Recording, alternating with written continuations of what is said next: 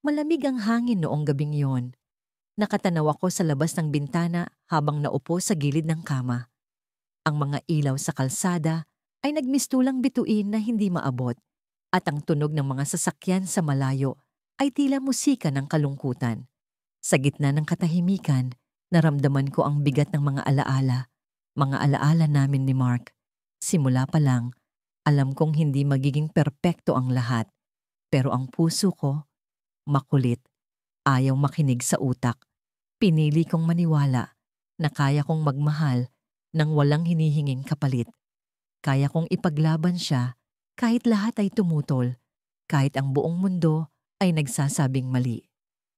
Maalala ko pa ang unang beses na nagkatinginan kami. Sa isang pagtitipon, nagkakatuwa ng lahat, pero siya ang nakakuha ng atensyon ko. Tahimik siyang nakaupo sa isang sulok, tila may sariling mundo. Para siyang eksena sa pelikula, isang karakter na puno ng misteryo. Ang mga mata niya, madilim at malalim, pero may kung anong liwanag na nagtatago sa likod nito.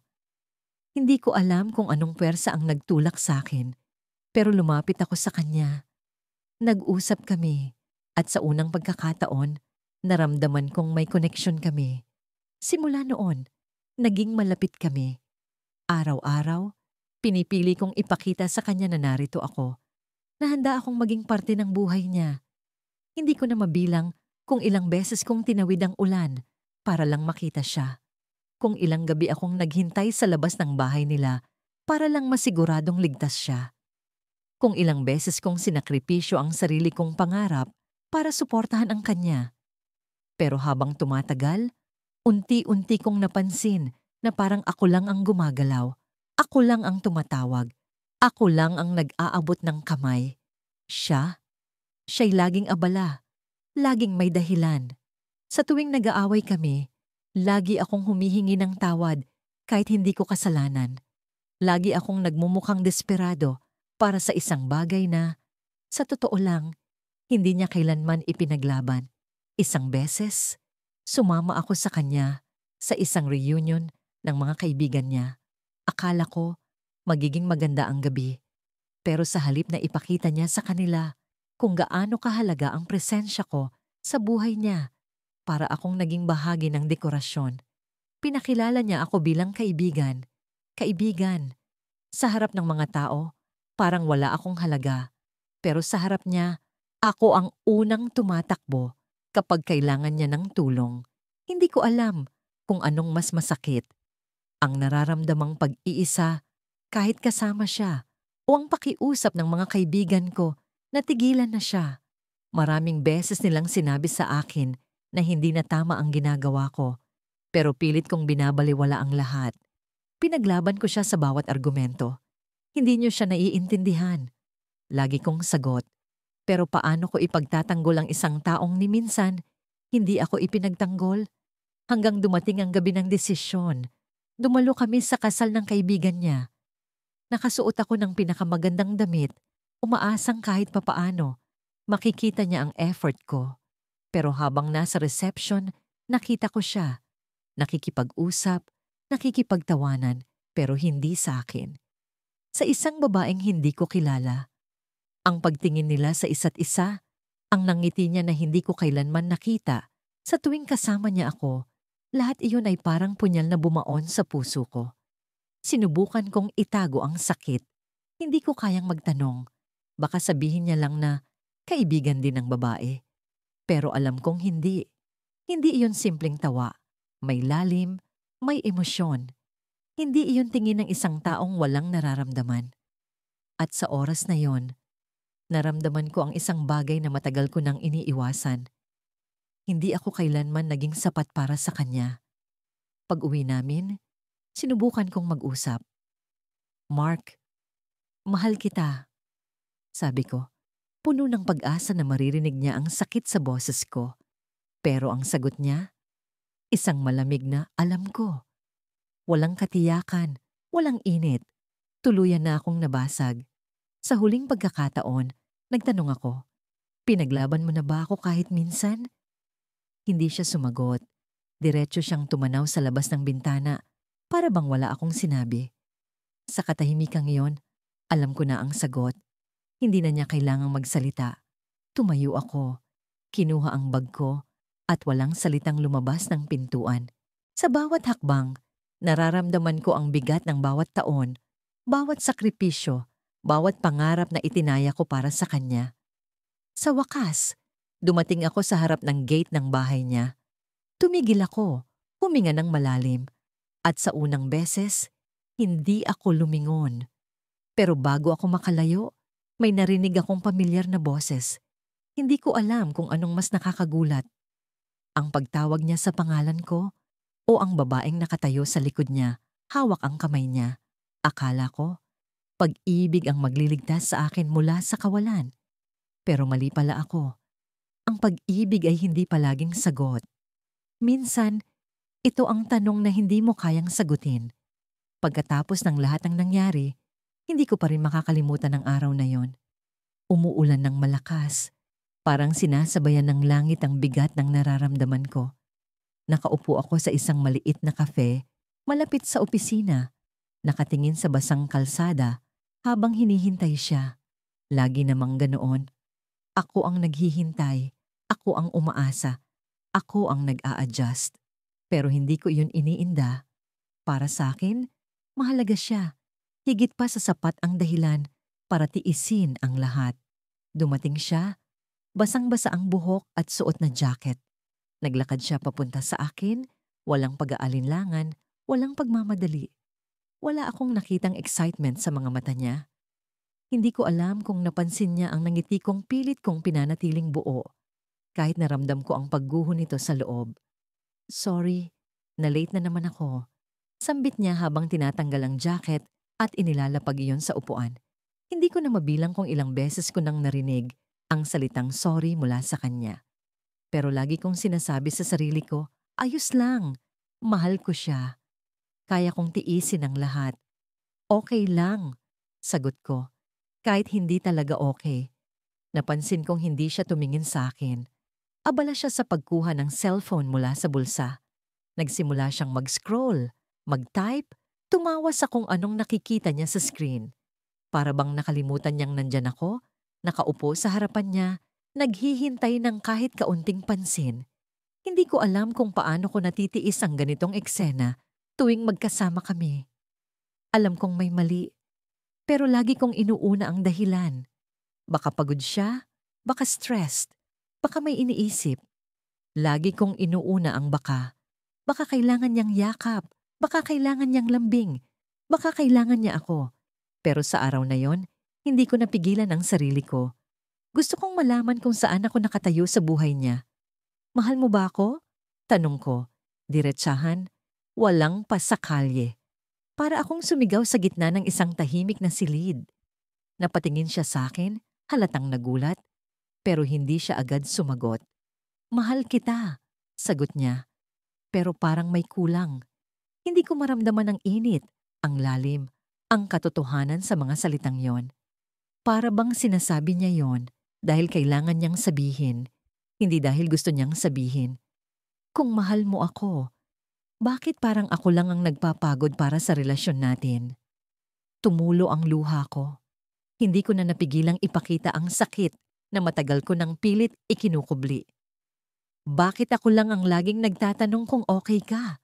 Ako lang ang nag-a-adjust sa oras mo. Ako lang ang naglalapit kapag lumalayo ka. Tahimik siyang nakatingin sa akin, pero hindi siya nagsalita.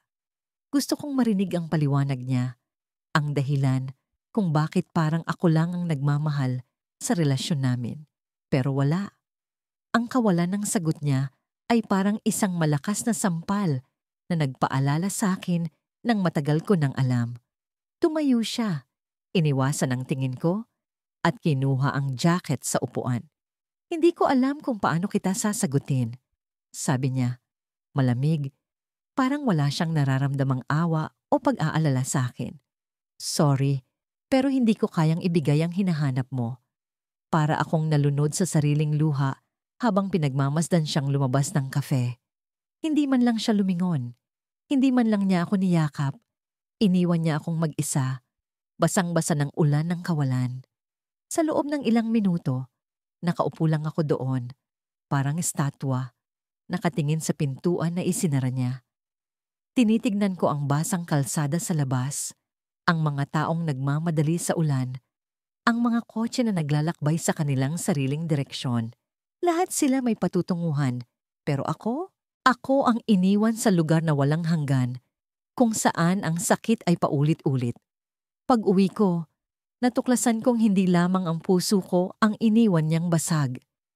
Sa mesa sa sala, naroon ang isang maliit na papel, nakatupi at nakalagay sa ilalim ng baso ng tubig. Kinuha ko yon, binasa, at parang pinunit ulit ang puso ko sa bawat salitang nabasa. Hindi kita kayang ipaglaban kasi hindi kita kayang mahalin tulad ng pagmamahal mo sa akin.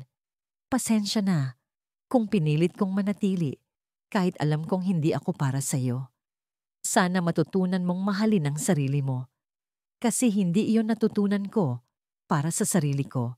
Hindi ko alam kung anong mas masakit, ang pagiging hindi niya ako kayang ipaglaban o ang pagiging hindi niya kayang mahalin ang sarili niya. Pero sa kabila ng lahat, isang tanong ang pumasok sa isip ko. Kung hindi niya kayang mahalin ang sarili niya, paano ko aasahang mahalin niya ako? Napaiyak na lang ako. Hindi ko alam kung saan magsisimula, kung paano ko bubuin ang sarili ko pagkatapos ng lahat ng ito.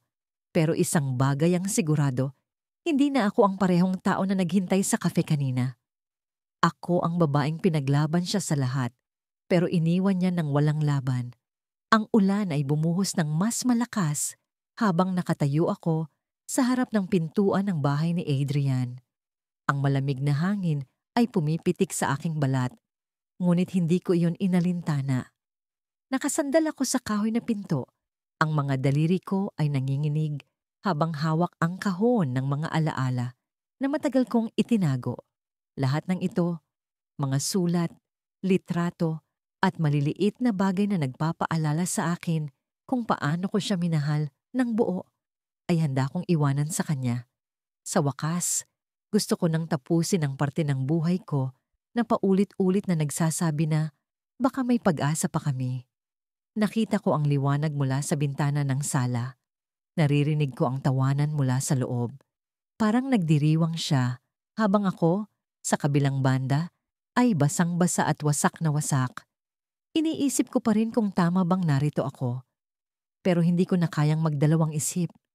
Sa dami ng beses na pinili ko siya, sa dami ng beses na hinayaan kong masaktan ang sarili ko para lang mapatunayan na mahal ko siya, siguro naman kahit ito man lang ay karapat-dapat kong gawin. Kumatok ako ng marahan 3 beses. Hindi agad bumukas ang pinto.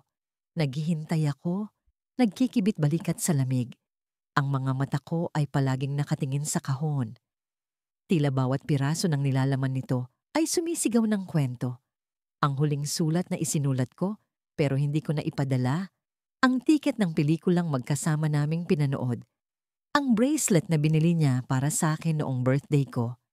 Lahat ng ito naging bahagi ng pag-asang pinanghawakan ko ng mahigpit. Ngunit ngayon, parang bigat na lang silang pasan ko. Sa wakas, bumukas ang pinto. Si Adrian. Ang mukha niya ay bahagyang nagulat, ngunit hindi niya ikinubli ang lungkot sa mga mata niya. "Andrea," sabi niya. Ang boses niya ay tila nag-aalinlangan. Hindi niya ako inaasahan, pero hindi rin niya ako tinanggihan. "Anong ginagawa mo rito?"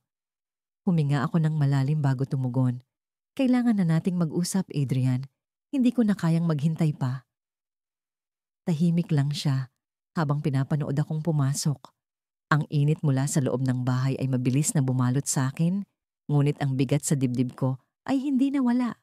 Sa likod niya, nakita ko ang mesa na puno ng pagkain, ang bote ng alak, at ang mga kaibigan niyang masayang nag-uusap. Hindi ko sila kilala, pero alam kong hindi ako kabilang sa mundong yon. Hindi ko alam kung bakit, pero naramdaman kong hindi ako kailanman naging parte ng buhay niya ng buo. "Ito na ang lahat," sabi ko habang inilapag ang kahon sa mesa. "Lahat ng alaala natin, lahat ng pinanghawakan ko para sa'yo. Adrian, hindi ko na kayang itago pa na mahal kita. Hindi ko na kayang itago na ginawa ko ang lahat para sa'yo. Kahit alam kong hindi mo ako kailanman pinili. Tumahimik ang paligid. Ang mga tawanan sa likod ay tila huminto. Ngunit naririnig ko pa rin ang mabibigat na paghinga ni Adrian. Hindi siya sumagot. Nakatingin lang siya sa kahon, sa akin, at sa sahig. Parang may hinahanap na sagot na hindi niya makita. Bakit hindi mo ako kailanman pinaglaban? Tanong ko, ang boses ko ay basag na. Binigay ko ang lahat, Adrian. Binigay ko ang oras ko, ang puso ko, ang sarili ko. Kahit kailan, hindi mo ba nakita yon? Nakita ko kung paano lumabo ang mga mata niya, pero hindi pa rin siya nagsalita. Ang katahimikan niya ay tila isang sagot na sapat na para sa akin. Pinilit kong pigilan ang luha, ngunit hindi ko na napigilan. Ang sakit, ang galit, ang pagkadismaya. Lahat ng ito ay sabay-sabay na bumalot sa akin. Sabihin mo, Adrian. Sabihin mo kung ako ba kailanman naging mahalaga sa'yo? Tanong ko, desperado. Sabihin mo kung kahit minsan, naisip mo bang ipaglaban ako? Tumayo siya, nilapitan ako, ngunit ang galaw niya ay mabagal at puno ng pag-aalinlangan. Hinawakan niya ang kahon, binuksan ito at tiningnan ang laman. Isa-isa niyang hinawakan ang mga bagay, ngunit hindi siya nagsalita. Sa halip, pinikit niya ang mga mata at ang mga kamay niya ay bumalik sa gilid niya. Hindi ko alam kung paano, Andrea. Sa wakas, binitiwan niya ang mga salita. Patawad. Ang salitang yon, patawad, ay parang isang kutsilyo na tumarak sa puso ko. Hindi ko alam kung iyon ba ang sagot na hinihintay ko. Pero alam ko lang na hindi iyon sapat. Hindi iyon kailanman magiging sapat. Tumalikod ako. Ang mga paa ko ay mabibigat habang nilalakad ang pintuan. Narinig ko ang tawag niya, ang pangalan ko sa bibig niya, ngunit hindi ko ito binalikan. Ang pintuan ay sumara sa likuran ko, at ang ulan ay muling bumuhos sa akin. Pero sa halip na malamig, naramdaman ko ang init ng galit sa loob ko. Hindi galit sa kanya, kundi galit para sa sarili ko. Bakit ko hinayaan ang ganito? Bakit ko hinayaang masaktan ng paulit-ulit? Nang maglakad ako palayo, nakita ko sa gilid ng bahay ang isang kotse. Sa loob, may babae. Nakatingin siya sa akin, ngunit ang mga mata niya ay puno ng pagtataka. Hindi ko siya kilala, pero ang presensya niya ay tila isang suntok sa sikmura ko. Naglakad siya palabas ng kotse, lumapit sa pintuan, at kumatok. Binuksan ni Adrian ang pinto at ang ekspresyon niya ay nag-iba. Ang ngiti niya, ang ngiti na matagal kong hinintay, ay para sa kanya, hindi para sa akin. Tumakbo ako palayo. Ang mga luha ko ay bumagsak sa ulan.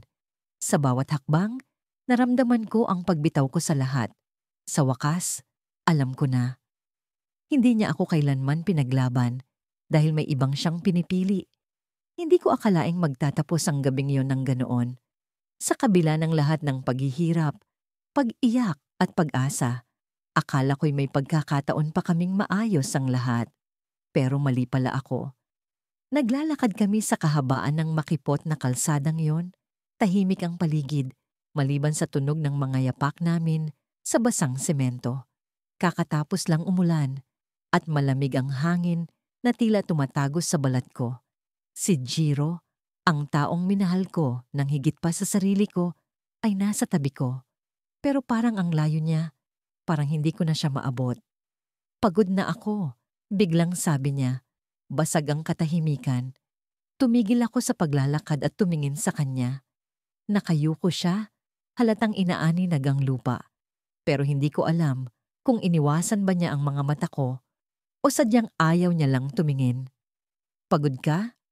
Tanong ko. Pilit na pinipigil ang panginginig ng boses ko. Pagod ka sa ano?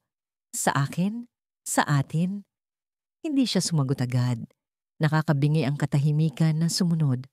Ang mga ilaw mula sa poste ay nagbigay ng mahinang liwanag, pero sa kabila ng liwanag na yon, parang mas madilim ang paligid namin. Hindi ko alam kung kaya ko pa, sabi niya sa wakas, At ramdam ko ang bigat ng bawat salitang binitiwan niya. Napaatras ako ng isang hakbang kahit wala namang nagtulak sa akin. Hindi mo alam kung kaya mo pa. Jiro, ilang beses kitang pinagdaanan, ilang beses kitang pinaglaban. Hindi mo ba naiisip kung ano ang kaya kong ibigay para sa'yo? Para sa atin? Hindi ko napigilan ang pagtaas ng boses ko, pero hindi niya ako nilingon. Patuloy lang siyang nakayuko. Tila wala siyang lakas na saluhin ng galit at sakit na nararamdaman ko. Hindi ko sinasabing hindi kita mahal. Aniya, halos bulong, pero narinig ko pa rin. Pero minsan, mahal kita sa paraang nakakapagod. Minsan, kailangan kong piliin ang sarili ko. Ang sakit ng mga salitang yon, parang sinuntok ang dibdib ko, pero hindi ko magawang lumaban. Naisip ko ang mga araw na ipinaglaban ko siya. Ang mga araw na pinili ko siya, kahit marami ang nagsabi sa akin na mali. Kahit ang pamilya ko, ang mga kaibigan ko, at ang sarili kong pangarap ay isinantabi ko para sa kanya. Pinili ko siyang panindigan, kahit alam kong walang kasiguraduhan kung gagawin niya rin ang ganito para sa akin. Hindi mo ba ako kayang ipaglaban kahit isang beses? Tanong ko, at sa wakas, tumingin siya sa akin. Ang mga mata niya, na dati puno ng kilig tuwing magkasama kami, ngayon ay parang walang laman. Blanko. Walang buhay. Hindi ito laging tungkol sa kung sino ang dapat lumaban, Mia. Minsan, kailangan nating tanggapin na hindi lahat ng bagay ay para sa atin. Napailing ako. Pilit na nilalabanan ng luha. Para sa atin? Ulit ko, hindi makapaniwala sa narinig. Kaya pala lahat ng laban ay ako lang ang nasa harapan. Lahat ng sugat ay ako lang ang sumalo. Ikaw, Jiro, kailan mo ako nilabanan? Kailan ka tumayo para sa akin? Hindi siya sumagot. Sa halip, dahan-dahan siyang tumalikod at naglakad palayo. Hinayaan ko siyang umalis, pero sa bawat hakbang niya, parang may bahaging nawawala sa akin. Hindi ko na siya tinawag. Hindi ko na siya sinubukan pang pigilan. Sa unang pagkakataon, hindi ko na pinili ang maging martir. Tumayo ako roon. Nag-iisa sa gitna ng malamig na kalsada. Ang mga luha ko ay bumalong, pero hindi ko ito pinahiran. Hinayaan ko silang dumaloy, parang ulan na kanina lang ay bumuhos. Sa loob ng mahabang panahon, hinayaan kong kontrolin ang pagmamahal ko para kay Jiro ang bawat desisyon ko, ang bawat hakbang ko. Pero ngayong gabi, para bang napagod na rin ako. Napagod akong umasa, napagod akong maghintay. Napagod akong ipaglaban ng isang taong hindi man lang kayang ibalik ang laban. Hindi lahat ng bagay ay para sa atin. Ulit ko sa sarili ko, pero hindi ko alam kung naniniwala ako sa sinabi niya. Sa totoo lang, hindi ko alam kung ano ang para sa akin. Pero ang isang bagay na malinaw sa akin ngayon, hindi na ako ang para sa kanya. Habang naglalakad pabalik sa bahay, naramdaman ko ang bigat sa dibdib ko. Pero sa ilalim ng bigat na yon, may kakaibang pakiramdam. Isang pakiramdam ng pagkalaya. Hindi ko pa lubos na maintindihan. Pero parang, sa kabila ng sakit, may bahagi sa akin na nagsimulang huminga muli. Pagdating ko sa pintuan ng apartment ko, may nakapatong na sulat. Binuksan ko ito habang nanginginig pa ang mga kamay ko mula sa nangyari kanina. Sa loob ng sobre, isang piraso ng papel. At doon nakasulat ang pinakahuling bagay na hindi ko inaasahan. Mia, hindi ko masabi kanina. Pero ang totoo, may iba na akong mahal. Matagal ko nang gustong sabihin sa'yo, pero hindi ko alam kung paano. Pasensya na. Jiro? Napatitig ako sa sulat, hindi makapaniwala. Ang buong mundo ko ay parang bumagsak muli. Pero sa pagkakataong ito, hindi dahil sa isang hindi tiyak na pag-ibig. Bumagsak ito dahil sa isang malinaw na katotohanan. Hindi ako kailanman naging unang pagpipilian. Pagkatapos ng lahat ng sakit, pagkatapos ng lahat ng luha, akala ko'y natutunan ko na kung paano mamuhay nang wala siya. Pero mali pala ako. Parang multo si Ian. Hindi ko siya nakikita. Pero nararamdaman ko siya sa bawat sulok ng buhay ko. Ang tunog ng ulan sa bubong, ang amoy ng kape tuwing umaga, ang tunog ng gitara sa radyo, Lahat ng yon ay paalala ng mga araw na akala ko'y kami ang magkasama sa lahat ng laban. Ngunit ngayon, bawat araw ay parang digmaang hindi ko kayang tapusin. Sa unang pagkakataon sa loob ng ilang buwan, naglakas loob akong pumunta sa lugar kung saan kami madalas mag-usap, ang paborito naming kainan sa may kanto. Ang tahimik na sulok na yon ang naging saksi sa mga pangarap na binuo namin. Noon, akala ko'y solidong pundasyon ang mga pangarap na yon, pero ngayon, ramdam ko ang pagguho ng lahat. Pagpasok ko, agad na bumungad sa akin ang amoy ng adobo at sinigang. Pamilyar, nakakapagbigay ng konting ginhawa. Naupo ako sa parehong mesa kung saan kami madalas mag-usap. Magkatapat kami noon. Laging nakangiti siya habang pinapanood akong magkwento. Para siyang bituin, maliwanag, nakakasilaw, pero hindi kailanman maabot. Habang hinihintay ang order ko, napansin ko ang isang magkasintahan sa kabilang mesa. Masaya silang nag-uusap, tila walang ibang mundo, kundi ang isa't isa. Napansin ko ang paraan ng lalaki kung paano niya hawak ang kamay ng babae. Mahigpit pero maingat. Parang sinasabing, hindi kita kailanman bibitawan. Napapikit ako. Bakit hindi niya ako kailanman hinawakan ng ganon? Bakit ako ang laging nag-aabot? Laging nagpipilit? Laging nagsusumamo na manatili siya? Ilang saglit pa, dumating ang waiter dala ang order ko. Habang kumakain, pilit kong binabalikan ang mga masasayang alaala namin. Pero kahit anong gawin ko, ang mga alaalay, tila may kasamang tinik. Lahat ng sandaling akala ko'y kami, ngayon ay parang panaginip lang. At sa bawat panaginip, laging may gising na masakit. Pagkatapos kong kumain, nagpasya akong maglakad-lakad. Napunta ako sa isang parke na madalas din naming puntahan noon. Sa ilalim ng mga puno, naalala ko ang araw na nag-away kami. Hindi ko na maalala kung ano ang dahilan, pero malinaw pa rin sa akin kung paano ko siya pinilit na manatili. Iyan, bakit parang ako lang ang laging nagpapasensya? Ako lang ang laging lumalaban para sa atin? Tanong ko noon, hindi siya sumagot. Tumingin lang siya sa akin, malamig. At sa huli, iniwan niya akong mag-isa sa parke. Umiiyak at nagtatanong kung ano bang mali sa akin. Habang naglalakad, napansin kong may isang pamilyar na figura sa may bench. Magsisimula pa lang akong lumapit nang makilala ko siya. Si Ian. Hindi ko alam kung paano ako nakatigil sa paghinga. Hindi ko alam kung paano ako nagkaroon ng lakas na magpatuloy.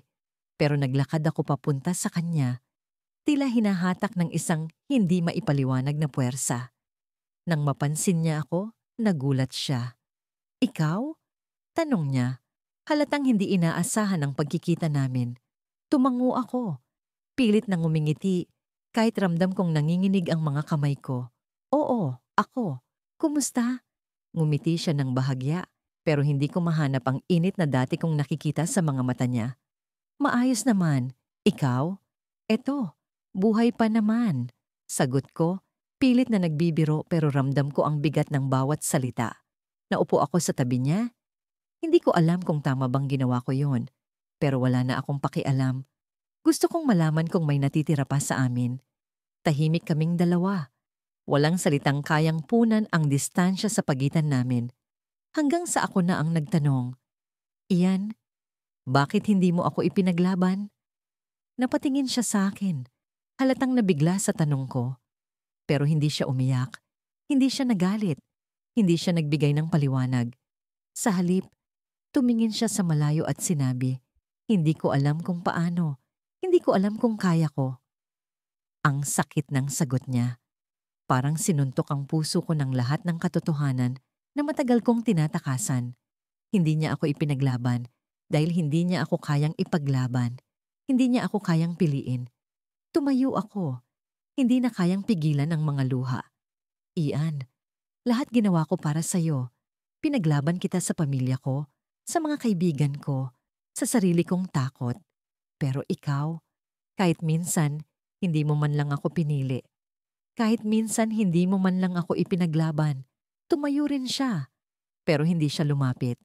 Pasensya na. pero hindi kita kayang ibigay ang kailangan mo. At doon ko na-realize ang lahat. Hindi siya ang taong para sa akin. Hindi siya ang taong magpaparamdam na mahalaga ako. Habang naglalakad ako palayo, narinig ko ang boses niya, mahina pero malinaw. Sana matutunan mong mahalin ang sarili mo, hindi lang ako. Nilingon ko siya, pero hindi na ako nagsalita. Sa huling pagkakataon, pinili kong ako ang maglakad palayo. Malamig ang hangin na bumalot sa akin habang naglalakad ako sa kahabaan ng makipot na kalye. Ang mga ilaw mula sa mga poste ay tila nag-aagaw buhay. Parang ako, nabubuhay pero walang lakas. Sa bawat hakbang, pakiramdam ko'y may bigat na nakadikit sa aking mga paa. Parang pilit akong hinihila pabalik sa kanya. Pero alam ko, tapos na. Tapos na talaga. Ang puso ko'y tila nagpipigil ng huling tibok habang iniisip ko ang mga sandaling ako'y nasa tabi niya. Ang mga ngiti niya, ang paraan ng pagtawag niya sa pangalan ko, ang mga araw na kahit alam kong pagod na ako, pinili kong manatili, makinig, maghintay. Pinaglaban ko siya sa lahat ng pagkakataon, sa lahat ng laban. Siya ang lagi kong inuuna. Kahit pa ang ibig sabihin noon ay kalimutan ng sarili ko. Naalala ko ang unang beses na dumating ang mga problema. Isang gabi, may dumating sa kanyang malaking pagsubok sa trabaho.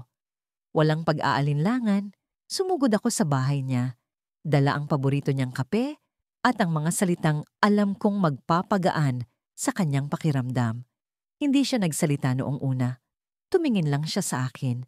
Pero alam ko sa mga mata niya na kailangan niya ako. Kaya nanatili ako. Kahit madaling araw na, kahit kailangan ko pang gumising ng maaga para sa trabaho, hindi ko siya iniwan. Pero sa tuwing ako naman ang nangangailangan, tila laging may dahilan. Laging may ibang mas mahalaga. Noong sinabi kong nasasaktan na ako, ngumiti lang siya at sinabing, pasensya na, busy lang talaga. Noong nagkasakit ako at halos hindi makabangon, ang sagot niya, kaya mo yan, malakas ka naman, di ba? Pero kahit ganoon, pilit kong iniintindi. Pinipilit kong maniwala na mahalaga ako sa kanya. Pinipilit kong paniwalaan ang mga pangakong binitawan niya. Hanggang sa dumating ang araw na talagang nasubok ang lahat. Isang gabi, nadatnan ko siya sa isang coffee shop hindi mag-isa. Kasama niya ang babaeng hindi ko kilala. Magkasama silang tumatawa, parang walang problema. Parang walang ibang mundo. Hindi ko alam kung paano ako nakalapit pero nagawa ko. Nang makita niya ako, biglang nawala ang nangiti sa mukha niya. Ah, hi, sabi niya. Pilit nang ngumingiti, pero kita ko sa mga mata niya ang takot. Anong nangyayari? Tanong ko. Boses ko'y nanginginig. Hindi ako galit, pero ramdam ko ang kirot sa dibdib ko. Hindi siya sumagot agad. Tumingin siya sa babae na parang humihingi ng tulong, pero walang salitang lumabas sa kanya. Sino siya? Muli kong tanong. Mas malakas na ngayon. Ang babae ang sumagot para sa kanya. Kaibigan lang, sabi niya. Pero ang tono ng boses niya ay puno ng pag-aalinlangan. Kaibigan lang. Pilit kong pinaniwalaan yon. Pero sa loob-loob ko, alam kong may mali. Alam kong may tinatago siya. Kinain ako ng katahimikan sa gabing yon. Pero hindi ko siya iniwan. Hindi ko siya kinumpronta ng husto. Pinili kong magtiwala. O baka pinili ko lang na maniwala sa kasinungalingan para hindi masaktan. Lumipas ang mga araw. Bumalik ang lahat sa dati. Pero hindi na ako mapakali. Lumala ang mga pag-aalinlangan, ang mga tanong na hindi ko masagot. Hanggang sa isang gabi, nabasa ko ang isang mensahe sa telepono niya. Hindi ko ugaling maghalongkat, pero parang may nagtulak sa akin. Mahal kita, pero hindi ko kayang ipaglaban ka. Iyon ang nabasa ko. Hindi galing sa akin ang mensahe. Hindi rin galing sa kanya. Pero alam ko kung kanino. Alam ko kung para kanino. Parang bumagsak ang buong mundo ko. Ang lahat ng ginawa ko, ang lahat ng sakripisyo, ang lahat ng laban. Para saan? Para sa isang taong hindi man lang kayang ipaglaban ako? Hindi ko alam kung paano ako nakalabas ng bahay niya. Hindi ko alam kung paano ko napigilang umiyak sa harapan niya. Pero alam ko, isang bagay ang malinaw. Hindi niya ako pinili. Hindi niya ako nilabanan. At ngayon, narito ako, naglalakad mag-isa, iniwan ng lahat. Ramdam ko ang bawat tibok ng puso ko, mabigat, masakit, parang kinakaladkad ang buhay ko. Hindi ko alam kung paano ako magsisimula ulit. Pero alam ko, ito ang kailangan. Ito ang tamang gawin. Maya-maya, naramdaman ko ang pamilyar na kamay na humawak sa bibi. Bumalik ang alaala ng gabing yon habang nakaupo ako sa gilid ng kama, hawak ang isang lumang litrato. Sa larawan, nakangiti siya, nakatingin sa kamera na parang walang problema sa mundo. Ako naman, nakatingin sa kanya, hindi sa lens, hindi sa paligid. Sa kanya lang. Sa bawat ngiti niya, ramdam ko ang dahilan kung bakit ko siya pinili, kung bakit ko siya ipinaglaban. Ang litrato ay isang paalala ng panahon kung kailan akala ko sapat ang pagmamahal ko para sa aming dalawa. Ngunit hindi ko maiwasang tanungin ang sarili. Kailan ba siya tumingin sa akin ng katulad ng pagtitig ko sa kanya? Kailan niya ako pinili, ipinaglaban? Kahit minsan, ang sagot ay tila laging nawawala sa hangin. Walang sagot, walang pag-asa. Umalingaw-ngaw sa isip ko ang mga sigaw noong huling beses na nag-usap kami. Tama na, hindi ko kaya. Sambit niya habang pilit kong inaabot ang kanyang kamay. Ipaglaban mo naman ako, kahit minsan lang. Bulalas ko, ngunit tumalikod siya. Hindi ko alam kung mas masakit ba ang hindi niya pagsagot o ang malamig na katahimikang iniwan niya sa pagitan namin. Ang huling tingin niya sa akin ay puno ng pagod, ng pag-aalinlangan, ng kawalan. Iyon ang araw na naunawaan ko kung gaano kabigat ang magmahal ng taong hindi kayang magsugal para sa'yo. Mula noon, hindi na ako tumigil magtanong, bakit ko siya pinili? Bakit siya ang mundo ko? Bakit? Sa kabila ng lahat ng ginawa ko, hindi niya ako kayang ipaglaban? Hindi ba ako sapat? Hindi ba niya kayang isugal ang lahat kahit isang beses lang?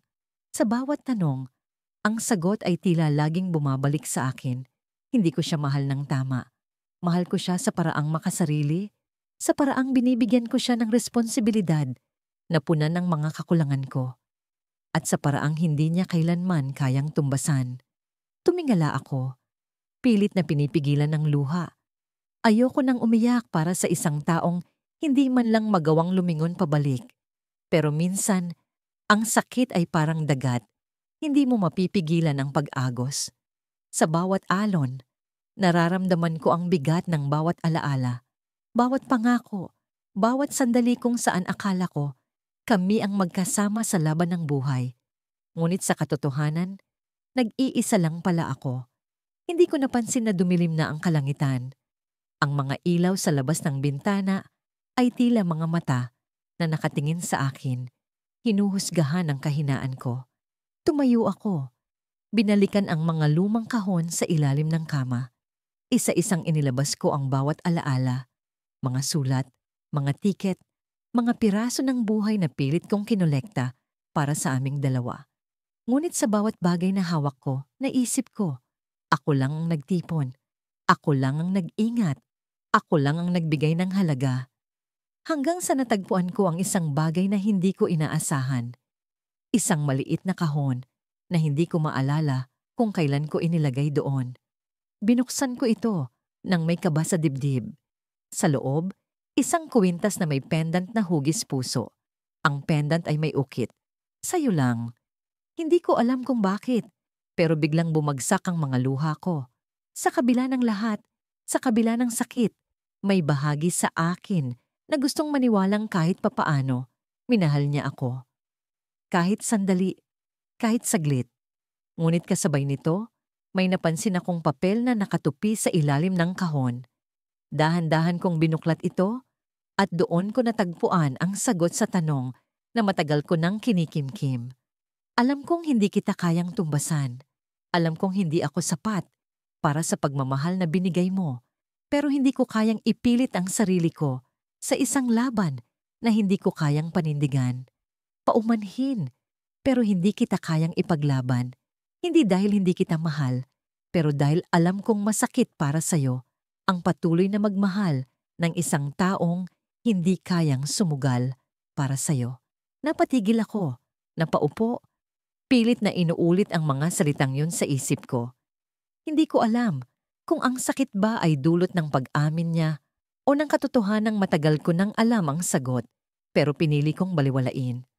Ang lungkot ay parang isang malamig na yakap na hindi ko matakasan. Hanggang sa may narinig akong mahinang katok sa pintuan. Tumigil ang mundo ko. Sa loob ng ilang segundo, naglaro ang isip ko. Siya ba iyon? Bumalik ba siya? Ngunit nang buksan ko ang pinto, isang estranghero ang nakatayo roon, may hawak na brown envelope. May iniwan siya para sa'yo, sabi nito, sabay abot sa akin ng envelope. Dahan-dahan kong binuksan ang envelope at nakita ko ang isang litrato. Kami iyon. Ang huling litrato na magkasama kami. Sa likod ng larawan, may nakasulat. Sana matagpuan mo ang taong ipaglalaban ka nang walang pag-aalinlangan dahil alam kong hindi ako iyon.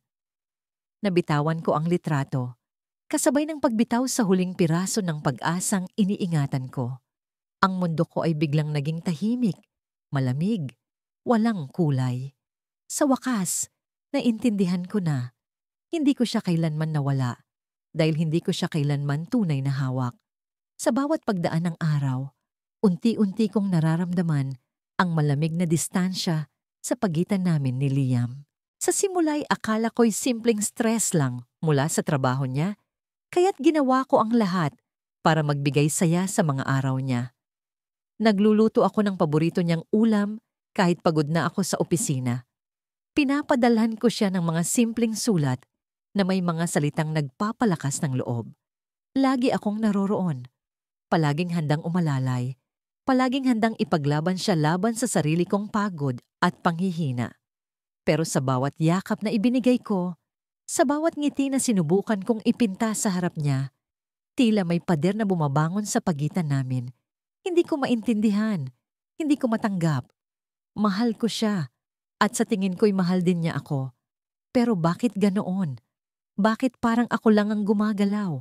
Ako lang ang nag-aayos ng nasisirang bahagi ng relasyon namin. Isang gabi, umuwi si Liam ng mas huli kaysa karaniwan. Nakaupo ako sa sofa, hawak ang isang tasang kape na kanina ko pa pinatabang lasa dahil sa matagal na paghihintay. Pagpasok niya sa pintuan, napansin ko ang pagod sa mukha niya. Pero higit sa pagod, may naramdaman akong kakaiba. Parang may bigat na nagtatago sa likod ng kanyang mga mata. Liam, sabi ko, tinig ko'y puno ng pag-aalala. Okay ka lang ba? May problema ba sa opisina? Tumango lang siya. Hindi man lang ako tiningnan habang inilalapag ang bag niya sa sahig. Umupo siya sa dulo ng sofa, malayo sa akin, at nagsimula siyang mag-scroll sa telepono niya. Parang wala akong kahulugan sa gabing iyon. Naramdaman ko ang pagkirot ng dibdib ko, pero pinilit kong ngumiti. May gusto ka bang kainin? Nagluto ako ng adobo. Alam kong paborito mo yun. Busog na ako. Maikli niyang sagot. Hindi siya tumingin sa akin. Hindi siya ngumiti. Hindi siya nagpasalamat. Pinilit kong huwag magpakita ng lungkot. Tumayo ako at inayos ang mesa, kahit wala naman siyang balak kumain. Sa bawat paggalaw ng kamay ko, naririnig ko ang mga tunog ng kawalang pansin niya. Ang pag-click ng telepono, ang mabibigat na paghinga. Sa loob-loob ko, parang sinasaksak ako ng katotohanan. Hindi na siya ang Liam na minahal ko. O baka naman ako ang nagbago. Baka ako ang hindi sapat. Hindi ko alam. At ano pa bang magagawa ko, kundi ipaglaban siya.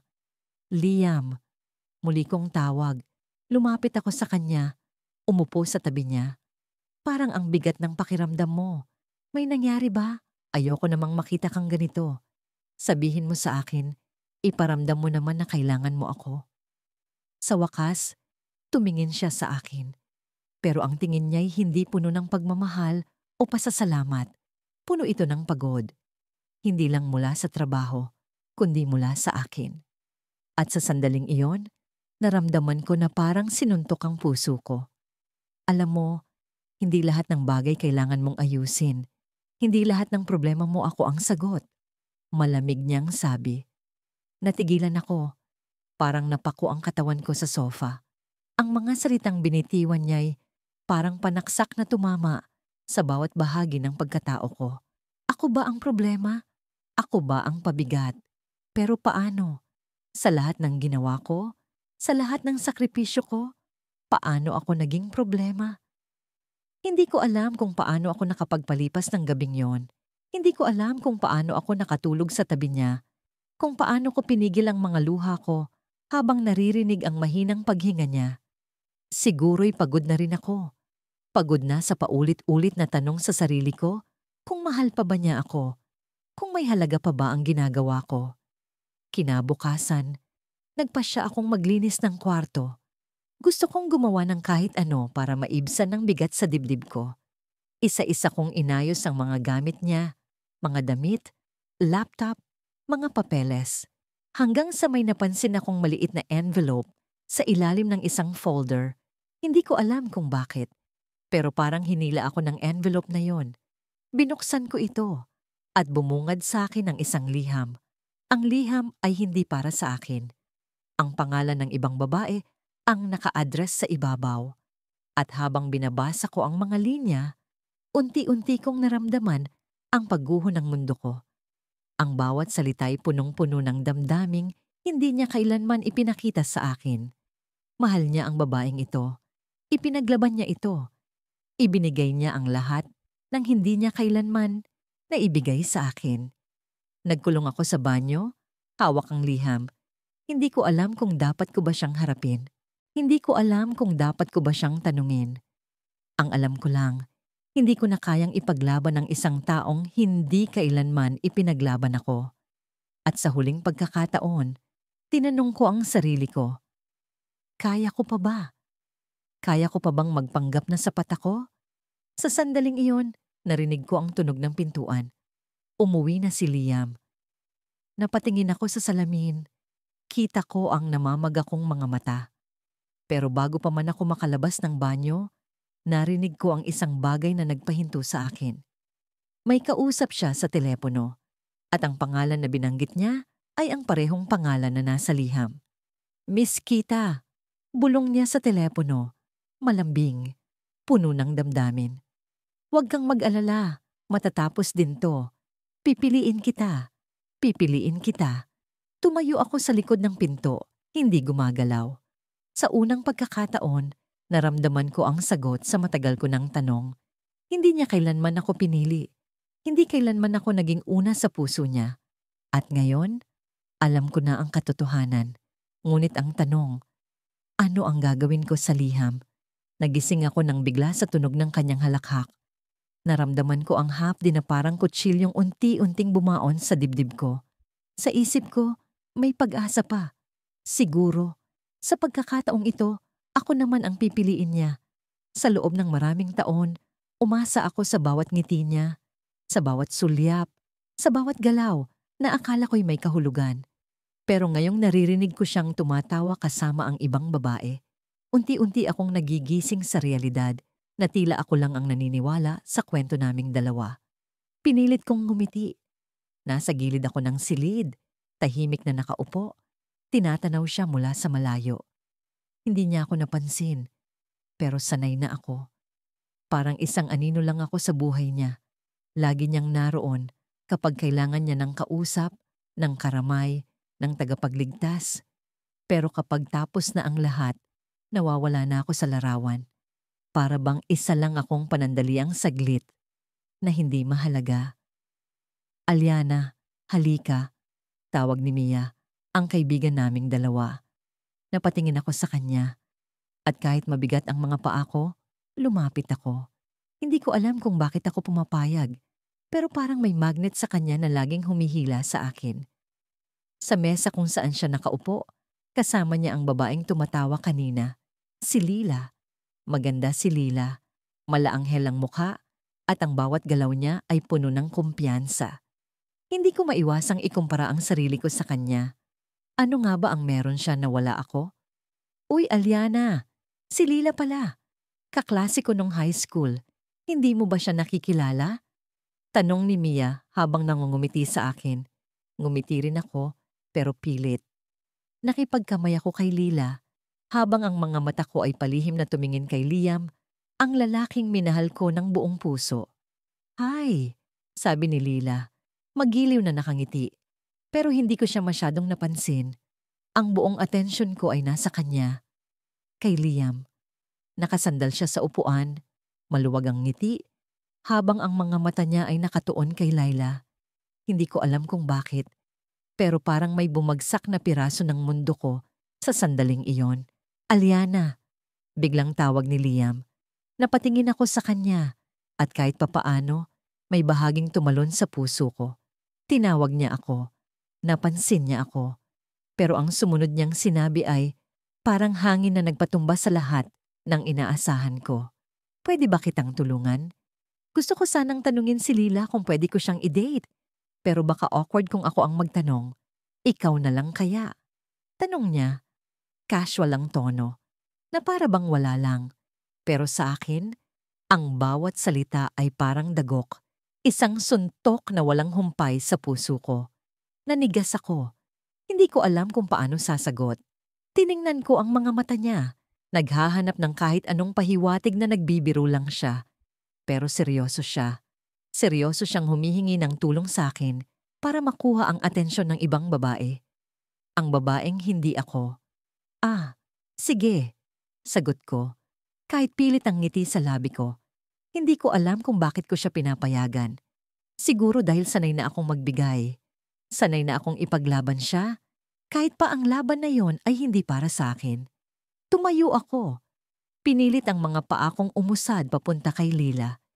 Hindi ko alam kung paano ko nasabi ang mga salita. Pero nagawa ko.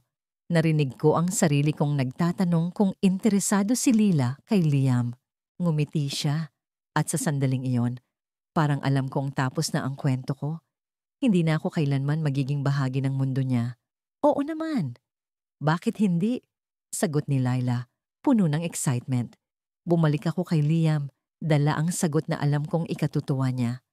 Ngumiti siya sa akin ng malaki at doon ko muling naalala kung bakit ako patuloy na sumusuko sa kanya. Ang ngiting iyon, ang ngiting akala ko noon ay para sa akin. Ngunit sa pagkakataong iyon, malinaw na hindi ako kailanman naging bida sa kwento niya. Isa lang akong extra, isang panandalian na tauhan na madaling limutin. Habang nakaupo sila sa mesa, nag-uusap, nagkakatawanan, unti-unti akong umatras. Walang nakapansin. Kahit si Mia, walang tanong kung saan ako pupunta. Lumabas ako sa pintuan. Ang malamig na hangin ng gabi ang sumalubong sa akin, ngunit mas malamig ang nararamdaman ko sa loob. Tumayo ako sa ilalim ng poste ng ilaw, nakatingin sa malayo. Sa bawat hakbang na palayo sa kanya, naramdaman ko ang bigat na bumabalot sa akin. Hindi ko alam kung kaya ko pa. Pinaglaban ko siya sa lahat. Sa pamilya ko, sa mga kaibigan ko, sa sarili kong kaligayahan. Pero di niya ako kailanman ipinaglaban kahit isang beses. Sa gitna ng katahimikan, narinig ko ang boses niya. Hindi ko alam kung paano, pero naroon siya, tumatakbo papalapit sa akin. "Aliana!" Tawag niya, hinihingal. Napahinto ako, napatingin sa kanya, umaasa. "Salamat ha. Salamat sa lahat ng tulong," sabi niya, ngumingiti. Pero ang nangiting iyon, sa wakas, hindi na sapat. Sa sandaling iyon, napagtanto ko ang isang bagay, hindi ko na kayang ipaglaban ang isang taong hindi kailanman nakita ang halaga ko. "Alam mo, Liam," simula ko, habang pinilit kong tingnan siya ng diretso. Hindi ko na kaya. Hindi ko na kayang magbigay ng lahat nang hindi mo man lang sinusubukang magbigay, kahit kaunti. Natahimik siya. Wala siyang sagot. At sa unang pagkakataon, hindi ako umiyak. Tumalikod ako. Iniwan siya roon.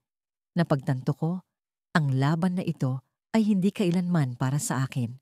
At wala nang saysay na ipaglaban ang isang taong hindi kailanman piniling ipaglaban ako.